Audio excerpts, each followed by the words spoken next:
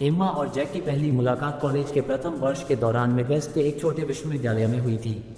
Emma एक महत्वाकांक्षी लेखिका की नाक एक किताब में दबी हुई थी जब एक उभरते वास्तुकार जैक भीड़ भरी कैंपस लाइब्रेरी में गलती से उससे टकरा गया।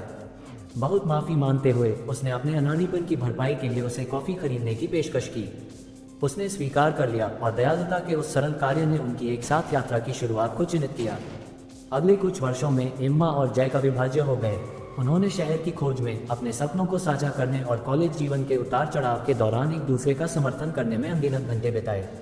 एम्मा को जैक का सेंस ऑफ ह्यूमर और उसकी पढ़ाई के प्रति अटूट समर्पण पसंद था, जबकि जैक एम्मा की रचनात्मकता और सबसे सरल चीज़ों में सुंदरता देखने की उनकी क्षमता की प्रशंसा करता था।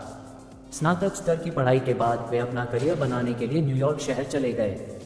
जैक को एक प्रतिष्ठित आर्किटेक्चर फर्म में नौकरी मिल गई और एम्मा को एक छोटे प्रकाशन गृह में संपादक के रूप में काम मिला।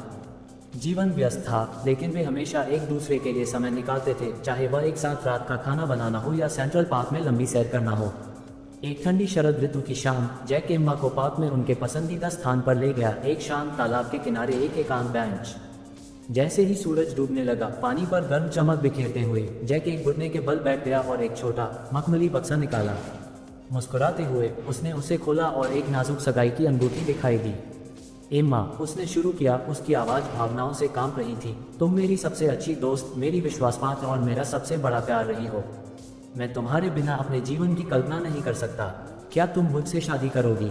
सिर हिलाते समय एम्मा की आंखों में आंसू भर आए। वह अपनी खुशी व्यक्त करने के लिए शब्द नहीं खोज पा रही थी। हाँ जैक, वह अंततः फुसफुसाई, 1000 बार हाँ। उनकी शादी एक साधारण लेकिन शानदार समारोह था, जो करीबी परिवार और दोस्तों से घिरे एक आकर्षक बगीचे में आयोजित किया गया था।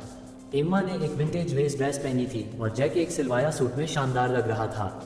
उन्होंने फूलों की छतरी के नीचे वचनों का आदान प्रदान किया, अपने जीवन के बाकी हिस्सों के लिए एक दूसरे से प्यार करने और उनका साथ देने का वादा किया।